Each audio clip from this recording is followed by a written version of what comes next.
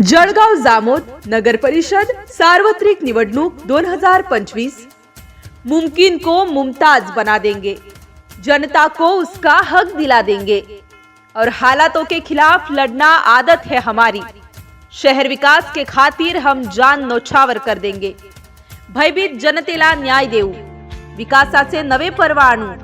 टक्केवारीतून सावरण्यासाठी जळगाव शहराला राष्ट्रवादी काँग्रेस पार्टी अजितदादा पवार पक्षाच्या रूपाने नवीन पर्याय आणूया। राष्ट्रवादी काँग्रेस पार्टी अजितदादा पवार पक्षाचे पाठिंब्याचे नगराध्यक्ष पदाचे उमेदवार पारवे संजय बाबन।